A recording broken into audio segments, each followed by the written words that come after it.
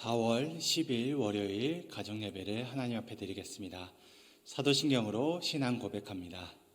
나는 전능하신 아버지 하나님 전지의 창조주를 믿습니다. 나는 그의 유일하신 아들 우리 주 예수 그리스도를 믿습니다.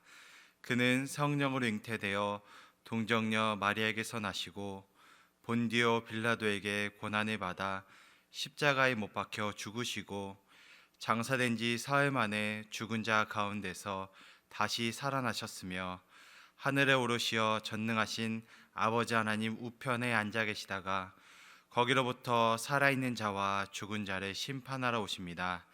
나는 성령을 믿으며 거룩한 공교회와 성도의 교제와 죄를 용서받는 것과 몸의 부활과 영생을 믿습니다. 아멘. 이 시간에는 찬송가 383장 눈을 들어 산을 보니 찬양 나누시겠습니다. 눈을 들어 산을 보니 도움 어디서 오나 천지 지은 주 하나님 나를 도와주시네. 나의 발이 시종한테 주가 되어 지키며 택한 백성 항상 지켜 드리고 하시네. 도우시는 하나님이 내게 그늘 되시니 낮의 해와 밤의 달이 너를 삼지 않겠네. 내게 화를 주지 않고 오늘 보호하시며 너의 주님 지금부터 영영 인도하시니. 아멘. 오늘 우리 가정에 허락하신 하나님의 말씀은 민수기 11장 1절에서 2절의 말씀입니다. 여호와께서 들으시기에 백성이 악한 말로 원망하매 여호와께서 들으시고 진노하사 여호와의 불을 그들 중에 붙여서 진영 끝을 사르게 하시매 백성이 모세에게 부르짖음으로 모세가 여호와께 기도하니 불이 꺼졌더라. 이스라엘 백성들은 광야 40년의 생활을 하게 됩니다. 그 중에서도 시내산에 도착한 3개월 이후 약 1년 한 2개월 정도를 이 시내산 주변에서 머물게 됩니다. 그럴 때 이 이스라엘 백성들이 경험한 것은 광야의 고통과 힘듦이었습니다. 그럼에도 그 광야 속에서 그 하나님의 신실하심을 그들은 계속 체험하고 경험했습니다. 특별히 그들의 먹을 문제를 해결해 주시는 그 하나님을 그들이 경험하게 된 것입니다. 하나님께서는 그들에게 만나의 귀한 먹거리를 허락해 주셨기 때문입니다.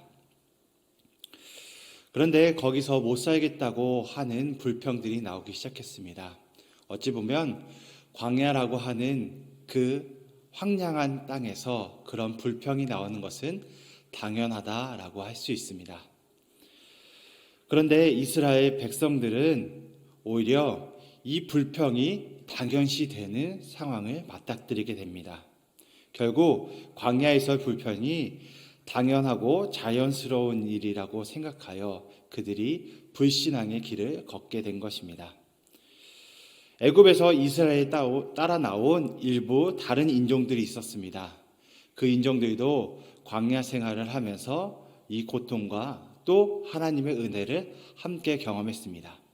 그런데 문제는 하나님께서 주신 양식인 만나로는 광야를 살 기력이 낼 수 없다며 고기가 없냐라고 이 다른 인종들이 불평하기 시작한 것입니다. 이 불평이 이제 이스라엘 백성들에게까지 전염된 것입니다. 기적 같은 만나의 공급은 이제 일상생활이 되었고 애굽에서의 채소는 그들이 값없이 바로의 은혜의 산물이 되는 것으로 미화되기 시작했습니다. 오히려 하나님께서 주신 그 은혜의 만나를 불평으로 여겼다라는 것입니다. 이런 백성들의 불평 섞인 원망을 모세는 들었습니다. 그럼 모세는 애굽을 떠나올 때와 같이 다시 좌절하는 모습을 보게 됩니다. 노예 근성에 찌든 백성을 부모처럼 양육해야 되는 책임이 자신에게 너무 크게 지어지는 것에 힘겨워하게 된 것입니다. 그래서 모세는 하나님께 기도하여 하나님의 백성을 하나님께서 책임져 달라고 요청하게 됩니다. 지도자의 자리에서 굉장한 중압감을 여기서 모세가 느끼게 된 것입니다. 그런 백성의 원망들이 심해지자 하나님은 진노하셨습니다. 임재와 보호의 상징인 이 불이라고 하는 것이 도리어 심판의 불로 그들에게 맞닥뜨리게 된 것입니다. 하지만 하나님께서는 심판의 불을 내리실 때 그들을 완전한 진멸의 심판으론 하지 않으셨습니다. 왜냐하면 하나님은 자비의 하나님으로서 그들에게 다시 기회를 주고 싶어 하셨기 때문입니다. 그래서 진영 언저리만 태우셨고 모세의 중재 기도가 이것에 참 하나님의 은혜를 다시 돌리게 하는 놀라운 시간으로 인도해 주신 것입니다. 다시 돌이킬 기회를 주신 것입니다. 불평은 우리는 결국 하나님의 은혜를 잊는 이 망각으로부터 나오는 것을 우리는 기억해야 될 것입니다. 나에게 불평이 있다면 다시 하나님의 은혜를 꺼내 보아야 할 것입니다. 하나님께서 나에게 주신 그 은혜가 어떠한지 생각하게 된다면 다시 그 불평은 곧 사그라지게 될 것입니다. 아무리 하나님의 백성, 하나님이 택한 사람이라고 해도 이 불평이 전염되기 시작하면 하나님의 은혜를 잊어버리기 때문입니다.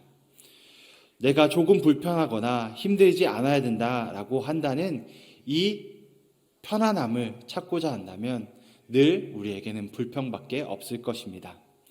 은혜에 대한 감사가 그칠 때 하나님께 받은 그 은혜가 도리어 불평이 되었고 나를 또 우리 공동체를 불평으로 인해서 하나님의 진노가 또 하나님의 심판이 임할지 두렵기도 합니다.